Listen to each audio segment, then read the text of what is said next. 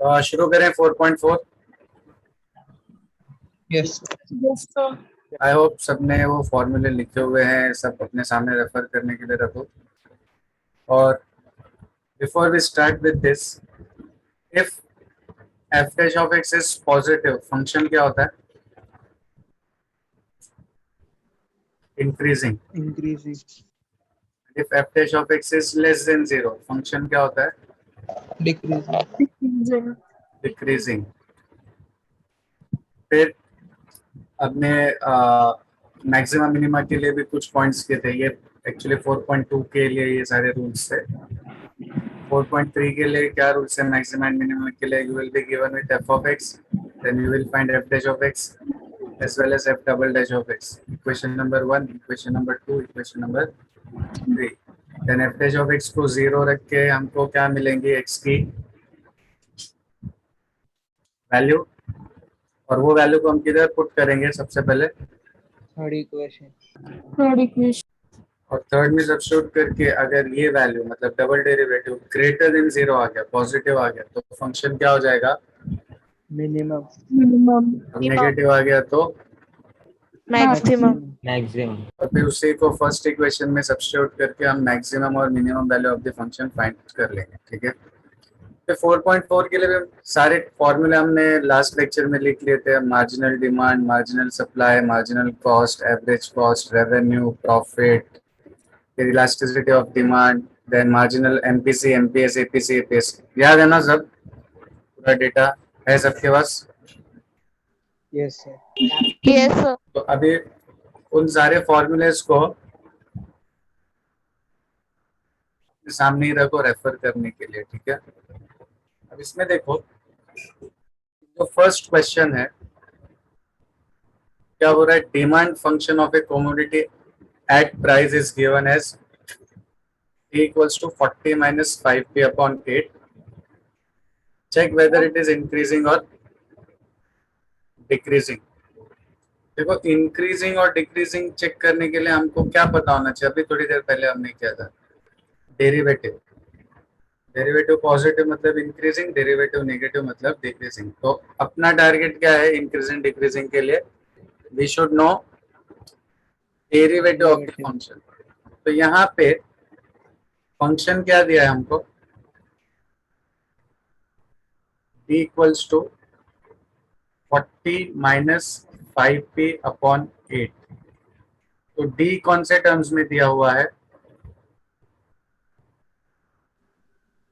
p के terms में। तो हम इसको डिफरेंशिएट किसके साथ करेंगे? पी हाँ, विथ रेस्पेक्ट टू p। तो लेफ्ट हैंड साइड क्या हो जाएगा? dd by dp, and right hand side क्या आएगा? d by dp of 40 minus 5p upon 8। 40 being constant, derivative क्या आ जाएगा? Zero zero zero, and minus 5p by 8 में 5 by 8 is constant and p का derivative will be one 1. तो you are left with minus 5 by 8 and minus 5 by 8 is negative. तो इसका मतलब dd by dp is less than 0, right? Yes sir तो क्या बोलेंगे हम? डिमांड कौन सा फंक्शन है? Demand is a Maximum. ना डिक्रीजिंग। मैक्सिमम नहीं है ये, इंक्रीजिंग। मैक्सिमम तो सेकंड डेरिवेटिव से पता चलता है। यहाँ हमने से फर्स्ट डेरिवेटिव फाइंड किया। फर्स्ट डेरिवेटिव अगर लेस देन 0 है मतलब वो फंक्शन क्या है? डिक्रीजिंग और फर्स्ट डेरिवेटिव अगर पॉजिटिव है मतलब फंक्शन क्या है? इंक्रीजिंग इंक्रीजिंग डिक्रीजिंग के लिए फर्स्ट डेरिवेटिव, मैक्सिमम मिनिमा के लिए सेकंड डेरिवेटिव ऑलराइट, क्लियर? लिख लो क्वेश्चन नंबर 1।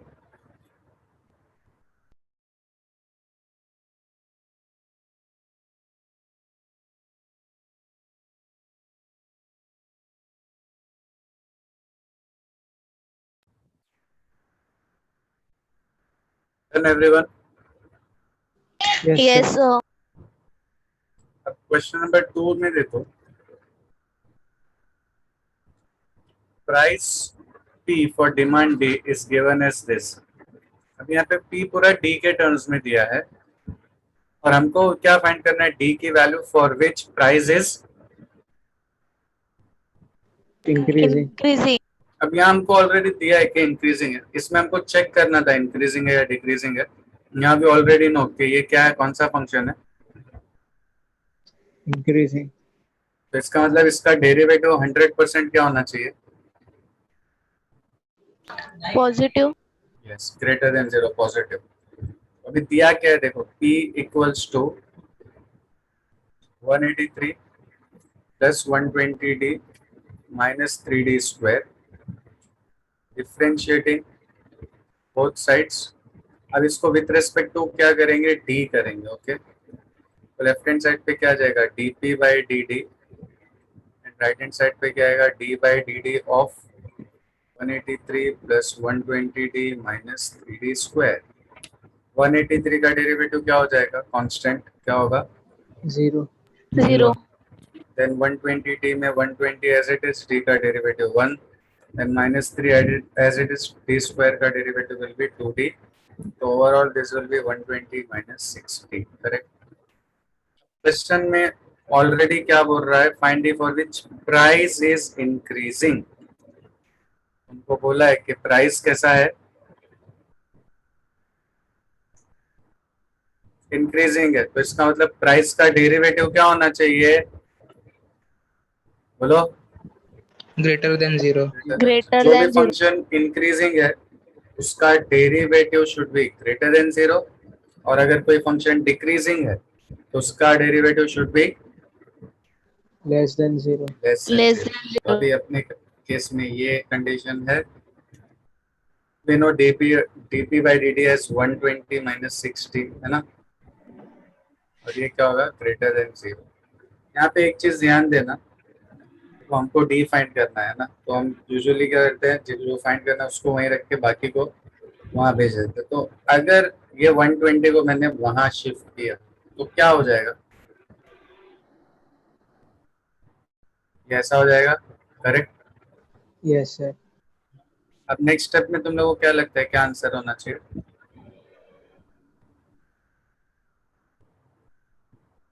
6 डिवाइड 20. हाँ 6 टू 12 क्या आएगा, 20 ना, Yes, sir. और minus minus Yes, cut sir. होके ऐसा लग रहा है ना, बट देखो -3 और -2 में कौन बड़ा है, Minus 2. -3. माइनस में उल्टा होता है ना, -2. हाँ, ये बड़ा है ना। अब जैसे मैं माइनस माइनस कट करूंगा तो इधर 3 और इधर 2 हो गया, अब कौन बड़ा हो जाएगा, 3. 3. साइन देखो चेंज हो गई, दिख रहा है। तो यहाँ भी जब हम ये माइनस माइनस को कट कर देंगे ना, तो ये जो साइन है ये ग्रेटर से क्या बन जाएगी, Less than. Less than. तो अपना आंसर आएगा डी लेस देन 20। समझ रहे हैं क्या लॉजिक है वहां पे। Yes, sir. और अगर ये कंफ्यूजन अवॉइड करना है, ऐसा कंफ्यूजन नहीं चाहिए, तो क्या करो, ये -60 को वहां भेज दो तो प्लस हो जाएगा, तो माइनस का टेंशन ही खत्म। तो ये क्या हो जाएगा, 120 ग्रेटर देन 6d। अब वो 6 से डिवाइड करोगे तो क्या हो जाएगा, 20 ग्रेटर देन d, D. मतलब d लेस देन क्या हो जाएगा, 20। आया सेम, बराबर है, Yes, sir. तो समझ गया। Yes. कोई डाउट, कोई कंफ्यूजन। इनइक्वालिटी में याद रखना, जब दोनों साइड माइनस माइनस कट करोगे ना तो साइन फ्लिप हो जाएगी, बट अगर वो अवॉइड करना है तो हमेशा ये ट्राई करना कि माइनस किसी तरह वहां जाए कि क्या हो जाए, Plus. प्लस हो जाए, ठीक है। ये अपना क्वेश्चन नंबर 2 है। क्वेश्चन नंबर 3 में देखो, total cost function is this, find the values of x for which total cost is decreasing। don't you think ये सेम क्वेश्चन नंबर 2 के ही जैसा है। 2 में प्राइस इंक्रीजिंग था और सी में कॉस्ट क्या है, Decreasing. Decreasing. अब डिक्रीजिंग है मतलब उसका डेरिवेटिव क्या होगा, Less than 0. Less than. तो पहले कॉस्ट जो दिया है वो नोट डाउन कर लेते हैं और उसको डिफरेंशिएट भी कर लेते हैं, ठीक है। कॉस्ट दिया है 100 plus 600x minus 3x square, differentiating both sides with respect to x, ये क्या हो जाएगा dc बाई dx, ये हो जाएगा d by dx of 100 600x minus 3x square, 100 का डेरिवेटिव 0, 600 इंटू 1 3 इंटू 2x, तो ओवरऑल ये हो जाएगा 600 माइनस 6x। अब कंडीशन क्या दिया है, कॉस्ट इज डिक्रीजिंग, करेक्ट। तो क्या कंडीशन बनेगी, अगर कॉस्ट डिक्रीजिंग है तो उसका डेरिवेटिव क्या होगा, तो Less than 0. Less than Less 0। than 0. इसका मतलब 600 minus 6x will be less than 0। यहाँ भी वही लॉजिक है, देखो अगर ये 600 को वहां बेच के माइनस करोगे तो माइनस माइनस कट होने पे साइन को क्या करना पड़ेगा, Flip. स्विच करना पड़ेगा। और या तो दूसरा तरीका क्या है, ये माइनस 6x को वहां भेज दो, माइनस 6x को वहां भेजोगे तो ये क्या हो जाएगा, लेस देन 6x, 6 से डिवाइड करोगे 100 लेस देन x, या उसको रीअरेंज करके क्या बोल सकते हो, x क्या होना चाहिए, Greater than 100. Greater than 100। x जब भी 100 से बड़ा होगा तो कॉस्ट हमेशा कैसा होगा, डिक्रीजिंग। Decreasing. और यहाँ पे डिमांड जब भी 20 से कम होगा तो प्राइस कैसा होगा, Increasing. और बाय द वे इंक्रीजिंग का मतलब क्या, चेंज इन सेम डायरेक्शन, और डिक्रीजिंग का मतलब क्या, change in Opposite Opposite direction. Opposite direction. Opposite direction. देखो एक और क्वेश्चन भी मैं बता देता हूँ, तो एक साथ तुम लोग का 2, 3 और 4 भी हो जाएगा। फोर्थ वाला क्वेश्चन दिख रहा है, उसमें एक मैन्युफैक्चरिंग कंपनी क्या प्रोड्यूस कर रही है, x items at total cost of 180 plus 4x, and the demand function for this product is p equal to 240 minus x. Find x for which revenue is increasing, और second वाले में क्या बोल रहा है, प्रॉफिट इज। Increasing.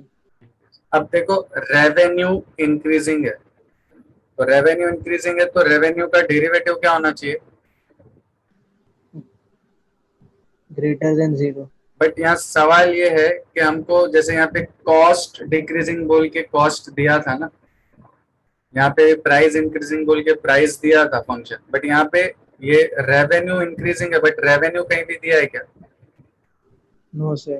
रेवेन्यू की जगह हमको कॉस्ट दिया हुआ है, और ये पी मतलब सेलिंग प्राइस है, तो कॉस्ट दिया है और सेलिंग प्राइस दिया है, बट किसके बारे में बात कर रहा है वो, Revenue. तो do you know what is the revenue का फॉर्मूला,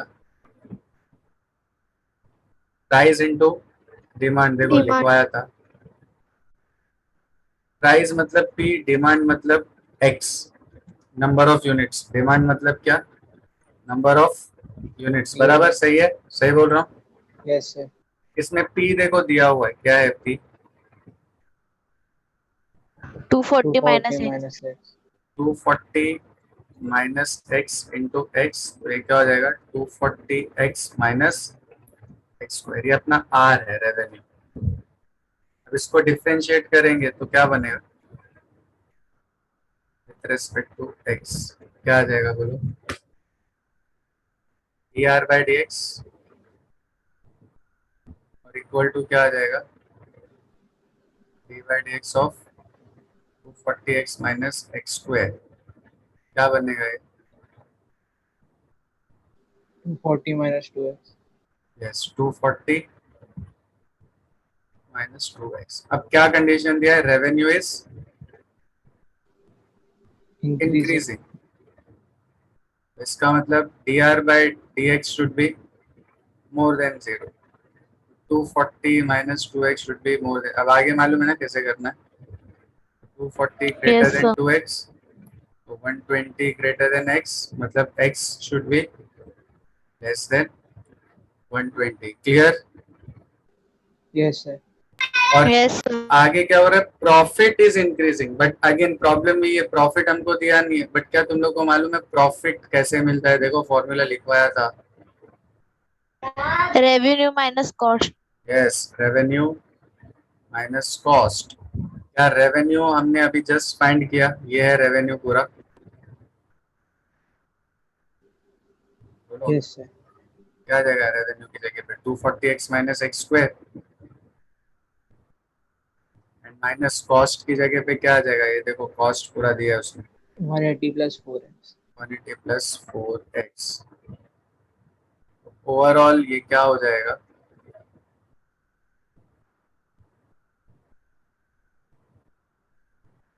ओवरऑल क्या हो जाएगा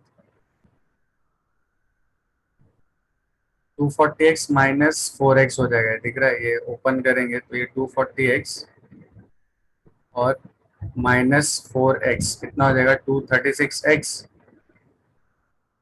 minus x square minus 180, right, correct है। Yes, sir. और Yes. मैंने क्या बोला था, प्रॉफिट किससे रिप्रेजेंट करते हैं, pi, pi is only a symbol.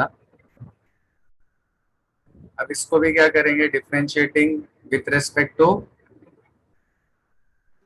X.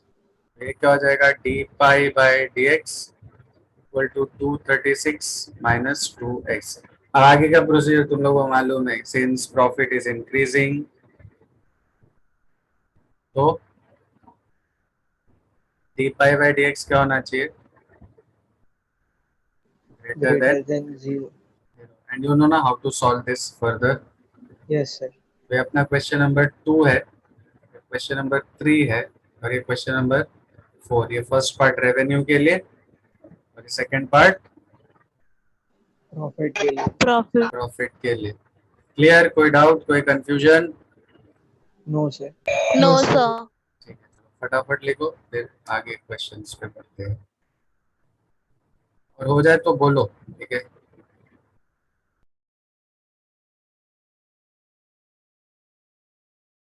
हो गया, लिख लिया सबने? Yes, sir. Yes, sir. अब देखो क्वेश्चन नंबर 5 और क्वेश्चन नंबर 6 ऑलमोस्ट एक ही जैसा है। 5 में अगेन हमको एक्स यूनिट्स को मैन्युफैक्चर करने के लिए कुछ लेबर कॉस्ट दिया है और कुछ प्रोसेसिंग कॉस्ट दिया है, तो दोनों को अगर ऐड करेंगे तो हमको क्या मिल जाएगा, total cost, correct, correct. Yes, sir. Price of each unit is this, then find the values of x for which total cost is decreasing and revenue is increasing। देखो सबसे पहले टोटल कॉस्ट हमको find करना पड़ेगा, और काफी easy है total cost find करना। दोनों को क्या कर देंगे, जो दो अलग अलग कॉस्ट दिए हुए हैं उनको ऐड कर देंगे, right. Total cost is labour cost plus processing cost. Total cost को यूजुअली किससे रिप्रेजेंट करते हैं, सी से, तो सी कितना हो जाएगा 150 minus 54x plus X square, तो ये सी मिल गया हमको। अब क्या करना है इसको, क्योंकि इंक्रीजिंग के लिए डिक्रीजिंग के लिए बात कर रहा है ना टोटल कॉस्ट के, तो सबसे पहले हमको क्या करना पड़ेगा, differentiate both sides with respect to x, तो ये हो जाएगा dc by D X, and ये हो जाएगा d by D X of 150 minus 54x plus X square, 0 minus 54 into 1 and plus 2x, so it will be minus 54 plus 2x। Now since cost is decreasing, तो इसका मतलब dc by dx should be less than 0, right? dc by dx Yes. meaning minus 54 plus 2x less than 0, minus 54 को वहां भेज दो, तो ultimately x क्या हो जाएगा, लेस देन 27। एंड सेकंड किसकी बात कर रहा है, रेवेन्यू। तो सबसे पहले अगेन क्या फाइंड करना पड़ेगा, रेवेन्यू फाइंड करना पड़ेगा। कैसे मिलता है revenue, price into Demand. Demand. Demand देखो अगर डी दिया है तो डी से, बट अदरवाइज किससे रिप्रेजेंट करते हैं, एक्स, एक्स से, नंबर ऑफ यूनिट, डी या एक्स, तो ये पूरा एक्स में है ये क्वेश्चन, तो अपना डिमांड भी क्या होगा, एक्स होगा, ठीक है। तो price into demand, price is 10,800 minus 4x square into x. तो ये क्या हो जाएगा 10,800x minus 4x cube. इसको क्या करोगे differentiating both sides with respect to x. It will be dr by dx and this will be d by dx of 10,800x minus 4x cube. तो ये हो जाएगा 10,800 into 1 minus 4 into 3x square. So 10,800 minus 12x square. अब again question में क्या बोला है revenue is Increasing. Increasing. तो सिंस रेवेन्यू इज इंक्रीजिंग तो रेवेन्यू का derivative should be greater than 0. मतलब 10,800 minus 12x square should be greater than 0. Minus को वहां भेजोगे 12x स्क्वायर आ जाएगा. 12 से डिवाइड करोगे कितना आएगा 900 greater than x square. Root लोगे 900 का रूट हो जाएगा 30 और ये ग्रेटर देन x. और फाइनली 30 ग्रेटर देन x का मतलब क्या X is less than 30. X less than 30. x is smaller than 30. अब देखो जो क्वेश्चन नंबर 6 है ना उसमें हमको टोटल कॉस्ट दिया है बट वो बात किसकी कर रहा है देखो Average cost. हमको सबसे पहले एवरेज कॉस्ट पता होना चाहिए. तो तुम लोगों को मालूम है एवरेज कॉस्ट कैसे मिलता है. Yes of course you should know. Average cost is cost upon x. और एवरेज कॉस्ट को यूजुअली किससे रिप्रेजेंट करते हैं CA. CA का मतलब क्या एवरेज कॉस्ट. अभी कॉस्ट क्या है ये है ना पूरा 47x plus 300x square and आगे क्या है minus X S two 4 the whole divided by X. C की वैल्यू क्या हो जाएगी 47 plus 300x minus x cube. अब इसको क्या करेंगे Differentiate. Yes differentiate. तो ये क्या हो जाएगा DCA बाय DX. अब आगे तुम लोगों को मालूम है. और फिर वो उसको डिक्रीजिंग बोल रहा है तो सॉरी एक केस में इंक्रीजिंग बोल रहा है और एक में तो डिक्रीजिंग के लिए पूरा सॉल्व करने की जरूरत नहीं है. देखो इंक्रीजिंग का जो भी लास्ट आंसर रहेगा ना उसमें अगर ग्रेटर वैल्यू है तो उसको हम किस में कन्वर्ट कर देंगे Lesser value. हाँ क्योंकि फंक्शन तो सेम है खाली एक में इंक्रीजिंग है एक में डिक्रीजिंग है. तो आई hope you have understood this question number 6. Okay Yes, sir. Yes, sir. 5 का फर्स्ट 5 का सेकंड. ये 6 का हाफ मैंने किया ये कंप्लीट कर लो. और सेकंड वाला पूरा रिपीट करने की जरूरत नहीं है सिर्फ लास्ट में आंसर चेंज कर देना. और सिर्फ डिक्रीजिंग के लिए क्या कर देना x को क्या कर देंगे greater than 10. That's it.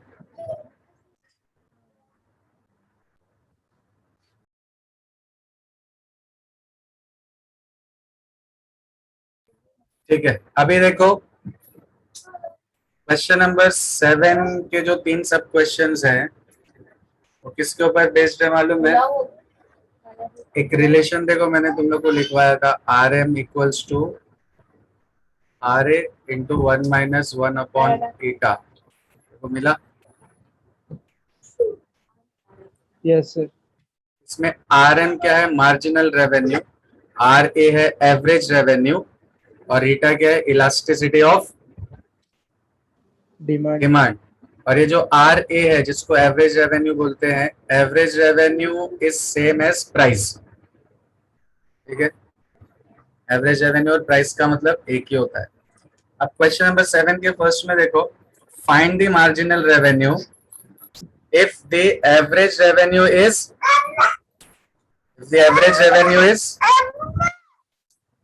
45. 45 and elasticity of demand is 5. 5. मतलब हमको दिया है एवरेज रेवेन्यू की वैल्यू RA। RA कितना है?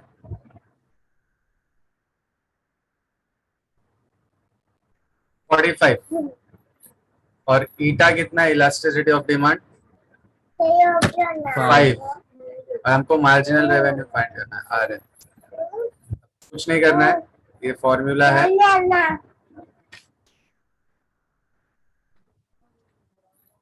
तो RA मतलब 45, 1 माइनस 1/5। 1 माइनस 1/5 कितना हो जाएगा?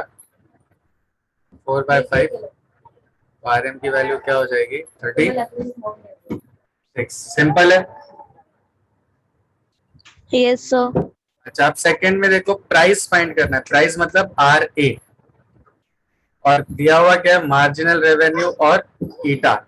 तो सेकंड सब क्वेश्चन के लिए RM इज 28, ईटा इज 3। तो हमको क्या फाइंड करना है? RA। ठीक है, ये सब question number 2 formula will be the same. And सब क्वेश्चन नंबर 3 में मार्जिनल रेवेन्यू कितना दिया है? 50। 50. और प्राइस, प्राइस मतलब RA.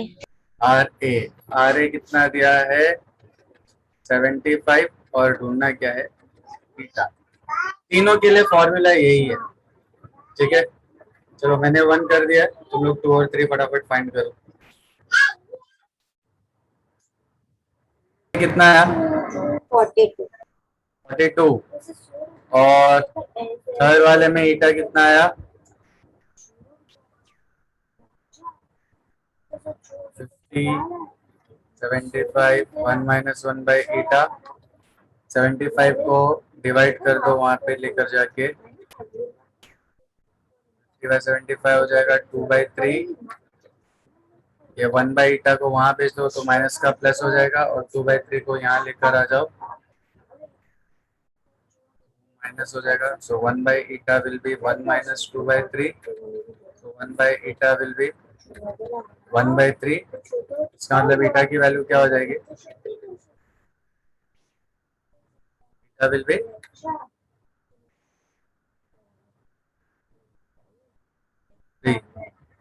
करेक्ट।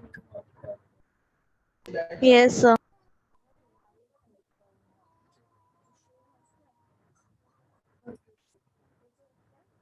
अब सबसे इंपॉर्टेंट क्वेश्चन इस एक्सरसाइज का क्वेश्चन नंबर 8।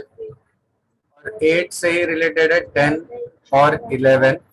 9th देखो, ये होल्ड पे रख रहा हूँ मैं, वो बाद में तुम लोगों को बताऊंगा। सेम वो भी 8, 9, 10, 11 चारों सेम ही चीज पे डिपेंडेंट है, बट 9th वाला बाद में डिस्कस करेंगे। बट ये है किसके ऊपर बेस्ड? Elasticity of demand. किसके ऊपर बेस्ड है? Elasticity of demand. देखो, इलास्टिसिटी ऑफ डिमांड का फॉर्मूला अगर तुम लोग रिकॉल कर सको तो ये फॉर्मूला है, राइट? अब ये क्वेश्चन मेरे को फाइंड क्या वैल्यू दी हुई है? बोलो, पी दिया है, Yes, sir. डी भी दिया है, हाँ सर। बचा कौन सी भी? D D by D P. मतलब ये जो भी फंक्शन है हमको इसका डेरिवेटिव फाइंड करना है। अब वो मिल गया तो यहाँ सब्स्टिट्यूट करेंगे तो क्या मिल जाएगी? बीटा की वैल्यू। तो करना क्या है? देखो, सबसे पहले डिमांड दिया है E plus 6 upon E minus 3। सबसे पहले differentiating both sides with respect to P। तो ये क्या हो जाएगा? D D by D P, और ये हो जाएगा D by D P of P plus 6 upon P minus 3। इस पे कौन सा रूल लगाना पड़ेगा? UV rule. U by V rule. Yes, तो U बाई V रूल क्या है? V into derivative of U minus U into derivative of V the whole divided by V square. ठीक है, अब p माइनस 3 तो as it is आ जाएगा, और p का डेरिवेटिव होगा 1 और 6 का डेरिवेटिव 0, तो ये ओवरऑल सिर्फ क्या बचेगा, 1 बचेगा। फिर minus p plus 6 as it is, और यहाँ पे p का डेरिवेटिव 1 एंड 3 का डेरिवेटिव, 0. 0. यहाँ भी सिर्फ 1 बचेगा, whole divided by p minus 3 the whole square. इसको ओपन करेंगे, p minus 3 minus p minus 6 the whole divided by p minus 3 the whole square. p और p गया, minus 3 minus 6 will be minus 9 divided by p minus 3 the whole square. हमको ईटा का formula पता है, यही है ईटा का फॉर्मूला, बराबर। तो ये क्या हो जाएगा, देखो minus Yes, p upon T की जगह पे ये ले लो, दिया है ना d, और p भी 4 बाद में सब्स्टिट्यूट कर देंगे लास्ट में, पहले d की जगह पे क्या रख देते हैं, p plus 6 upon p minus 3, and what is dd by dp, -9 upon Minus p 9 minus upon- 3 the whole square. Minus 9 upon p minus 3 the whole square. अब इसमें को एक p माइनस 3 और ये एक गया, माइनस p इंटू माइनस 9 क्या हो जाएगा, 9p divided by p plus 6 into p minus 3। तो क्या हमको इलास्टिसिटी ऑफ डिमांड ईटा की वैल्यू मिल गई, बोलो मिल गई। No, sir. हाँ, सिर्फ क्या करना है इसमें, p की जगह पे 4 substitute करें. Yes put p equal to 4, तो ये क्या हो जाएगा, 9 into 4 divided by 4 plus 6 into 4 minus 3, तो ये क्या हो जाएगा, 36 अपॉन 10 दैट इज 3.6। अच्छा, तुम लोग को देखो इंटरप्रिटेशन भी लिखवाया था, अगर ईटा की वैल्यू 3.6 है मतलब ग्रेटर देन 1 है, तो ग्रेटर देन 1 के लिए क्या इंटरप्रिटेशन था, डिमांड इज, Increasing. देखो वहां पे ईटा का फॉर्मूला था, उसमें नीचे 4 सब पॉइंट्स है, ईटा 0 है तो क्या होता है, 0 और 1 के बीच में है तो क्या होता है, इक्वल टू 1 है तो क्या होता है, ग्रेटर देन 1 है तो क्या होता है, देखो दिखा, मिला, Yes, sir. क्या लिखा है उसमें, अगर ईटा मोर देन 1 है तो, Relatively elastic. हाँ, तो यहाँ पे लास्ट में क्या कंक्लूजन लिख देना, therefore demand is relatively Relatively elastic. Elastic. ठीक है, अब इसके बाद तुम लोग को कौन सा सॉल्व करना है, 10 और 11। ठीक है, देखो 10th में डी काफी सिंपल है, क्या दिया है, D 50 minus 3p minus p square. सबसे पहले क्या करेंगे, differentiate both sides with respect to p, ये हो जाएगा dd बाई डी, और ये हो जाएगा d by D of 50 minus 3p minus p square, हो जाएगा 0 माइनस 3 इंटू 1 माइनस 2p, हो जाएगा माइनस 3 माइनस 2p। अब इसके बाद सीधा इलास्टिसिटी ऑफ डिमांड का फॉर्मूला क्या है, minus p upon D into D D by D P, तो माइनस p अपॉन डी क्या दिया है इसमें, डी बोलो क्या है, 50 minus 3p minus p square. 50 minus 3p minus p square, and dd by dp is minus 3 minus 2p, और हो जाएगा 3p plus 2p square divided by 50 minus 3p minus p square। अब इसमें पहले p की जगह पे क्या पुट करेंगे, 5. 5. और फिर एक और बार p की जगह पे क्या पुट करेंगे, 2. 2. 2। अब आगे का प्रोसीजर तुम लोगों को मालूम है क्या करना है, और वही सेम चीज रिपीट करना है किसमें, क्वेश्चन नंबर 11. 11 में। 11. अच्छा, 11 में जब डिफरेंशिएट करोगे 100 का डेरिवेटिव क्या आएगा, 0. इसमें देखो ये जो माइनस ये 1/2 कांस्टेंट एज इट इज रहेगा, तो p स्क्वायर का डेरिवेटिव क्या आ जाएगा, 2p. 2p. तो मतलब 100 का 0 फिर minus half as it is और पी स्क्वायर का 2p, तो ओवरऑल क्या बचेगा सिर्फ माइनस पी। तो समझ गया ना 11 का भी। तो अभी देखो 8 सॉरी हाँ 8 फिर ये 10 और उसके बाद तुम लोग कौन सा करने वाले हो 11। 11. 11 और इंटरप्रेट भी कर देना। अगर 0 है तो नो रिलेशन, मतलब डिमांड और प्राइस कांस्टेंट है। 1 है तो यूनिटरी इलास्टिक, 0 और 1 के बीच में तो रिलेटिवली इनइलास्टिक, और मोर देन 1 है तो relatively elastic. I hope you remember all those points regarding eta. ठीक है, ठीक है।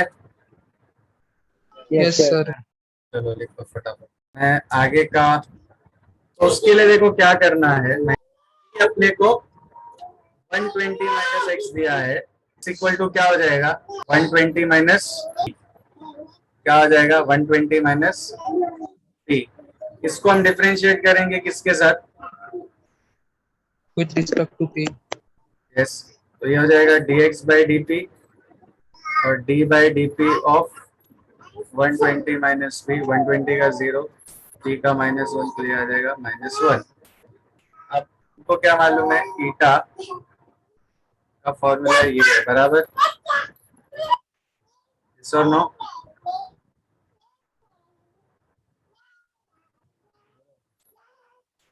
यस और no. Yes sir. Yes, sir. अब क्या हमको p की वैल्यू दी हुई है, yes, दी है 80, बट उससे पहले मैं x की जगह पे 120 माइनस पी भी लिख देता हूँ और dx बाई डी की जगह पे -1 भी लिख देता हूँ। तो ये ओवरऑल क्या हो जाएगा p upon 120 minus P, correct. Yes, sir. सिर्फ क्या करना है, p की जगह पे पुट करना है 80 इक्वल टू, शूट करेंगे तो आंसर मिल जाएगा। अभी तुम लोग को 12 का सिर्फ थर्ड वाला लिख लो, ये फर्स्ट और सेकंड तो ऑलरेडी हमने किधर किया हुआ है मालूम है, रेवेन्यू और प्रॉफिट वाला। ये क्वेश्चन नंबर 4 दिख रहा है सबको, सेम है। Yes sir. तो ये 4 और 12 का फर्स्ट और सेकंड पार्ट एग्जैक्टली सेम है, और मैंने यहाँ पे भी कौन सा वाला पार्ट कर दिया है, Third वाले. थर्ड वाला। तो ये तुम लोग लिख लो 12 का थर्ड, और हो जाए तो बोलो फिर 13 वाला करते, तो अपना एक्सरसाइज कंप्लीट हो जाएगा एंड साथ ही साथ चैप्टर भी अपना कंप्लीट हो जाएगा। ठीक है, ये लिख लो पहले थर्ड वाला। हो गया एवरीवन, हो गया, लिख लिया। Yes, sir. क्या है ईटा की वैल्यू, कितना है ईटा की वैल्यू, 2, Yes, sir. और 2 मतलब ग्रेटर देन 1 है, तो रिलेटिवली इलास्टिक आ जाएगा इंटरप्रिटेशन में। अब देखो 13 MPC, MPS, APC, APS, marginal propensity to consume, marginal propensity to save, average propensity to consume and average propensity to save। सबसे पहले इसमें देखो EC दिया है, ये EC का मतलब क्या होता है, एक्सपेंडिचर टू कंज्यूम, मतलब नॉर्मल एक्सपेंडिचर ही है, उसको कई बार EC भी बोलते हैं, एक्सपेंडिचर टू कंज्यूम। क्या दिया है 0.0003 आई स्क्वायर प्लस 0.075 आई, और हमको ये चारों फाइंड करना है कब, जब आई की वैल्यू क्या हो 1000. तो 1000। क्या तुम लोग को याद है एमपीसी का फॉर्मूला क्या था, DEC अपॉन DI था, बराबर है, बराबर यही है फॉर्मूला, बोलो। Yes sir.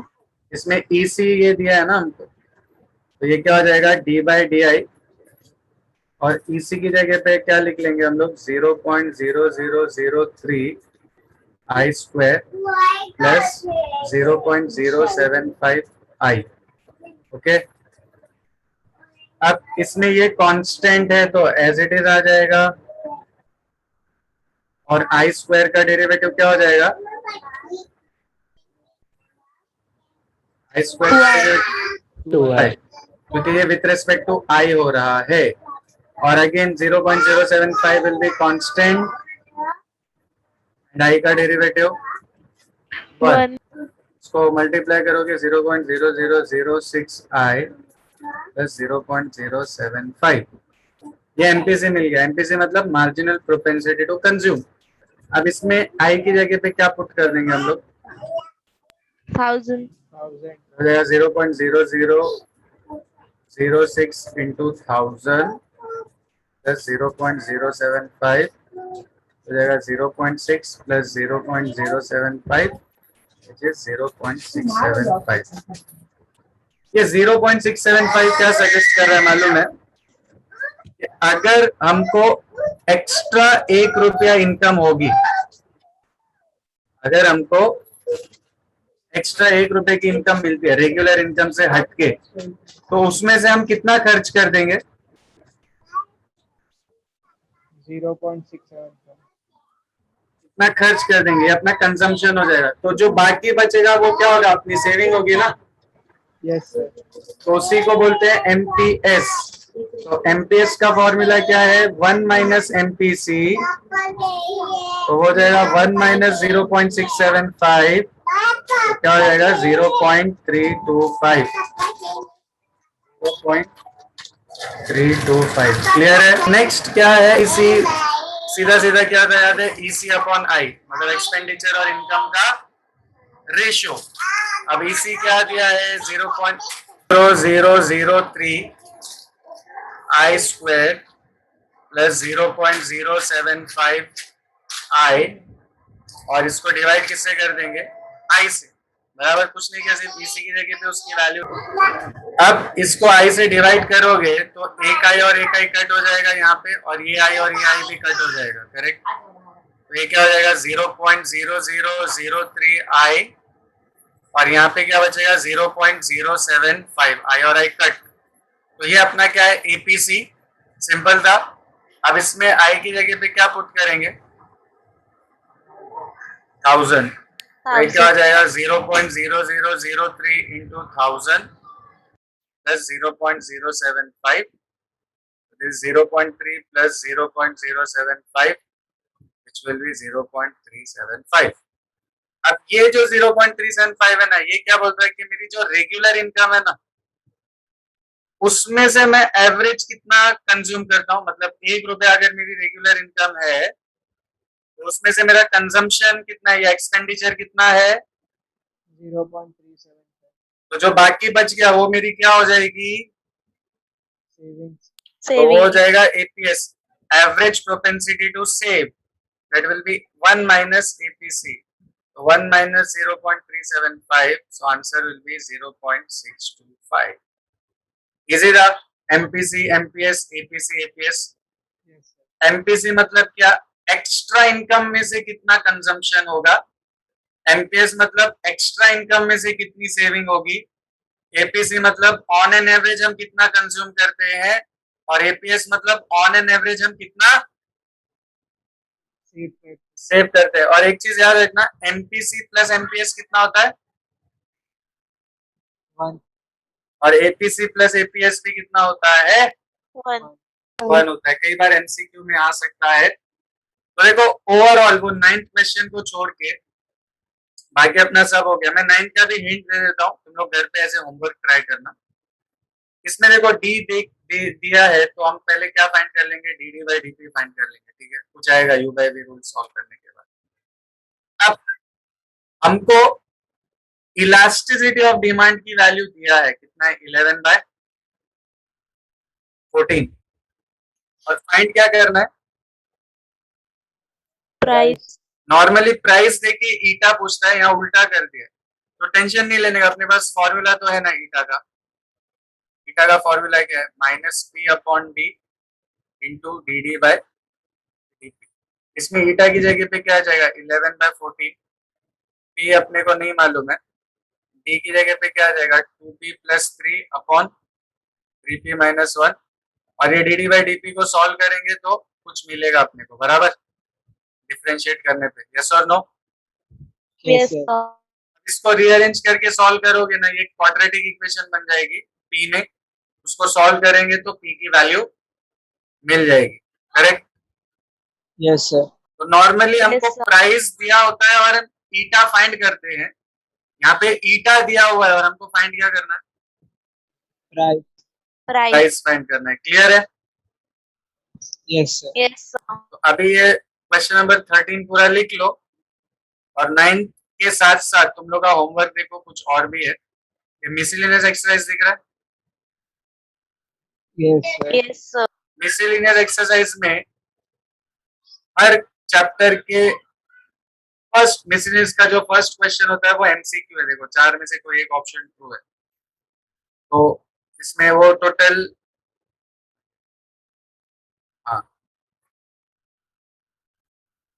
6 क्वेश्चंस है, फिर फिल इन द ब्लैंक्स 5 है और ट्रू और फॉल्स 4 है, और उसके बाद जो फोर्थ क्वेश्चन है वो अपना नॉर्मल है। नॉर्मल जैसे हमने 4 एक्सरसाइज में क्वेश्चन सॉल्व किए ना, वो सब मिक्स करके रैंडमली पूछा हुआ है। तो ये फोर्थ तो बाद में करना, बट तुम लोग का हर चैप्टर जो जो अपना कंप्लीट हो चुका है उन सब के मिसलिनियस का क्वेश्चन नंबर 1 जो एमसीक्यू है, question number 2 fill in the blanks and question number 3 true और फॉल्स, ये कंपल्सरीली हर चैप्टर के मिसलिनियस में से कंप्लीट कर लेना, ठीक है। ये टाइप के कितने मार्क्स के क्वेश्चन आएंगे एग्जाम में, बोलो कितने मार्क्स के क्वेश्चंस आएंगे। 12 marks. 12 मार्क्स। तो आई होप कि तुम लोग को सारी चीजें समझ में आ गई एप्लीकेशन ऑफ डेरिवेटिव्स की, और you will also complete all the miscellaneous exercise questions 1 2 and 3। अगर कुछ डाउट है वो सब जमा करके रखो, लेक्चर में पूछ लेना, वो डिस्कस कर लेंगे हम लोग, ठीक है। Yes, sir. तो ये कर लो कंप्लीट। अच्छा, नेक्स्ट लेक्चर में ना हम लोग मैथ्स 2 स्टार्ट करेंगे। मैथ्स 2 का अपना चैप्टर नंबर 1 और 2 ही हुआ है ना, अब मैथ्स 2 के 3 4 5 कर लेंगे और फिर मैथ्स 1 वापस से, तो थोड़ा बैलेंस रहेगा अपना, ठीक है। डन। Yes, sir. तो अभी ये लिख लो और लिख के अगर हो जाए कर सकते हो, चलिए स्टार्ट कर।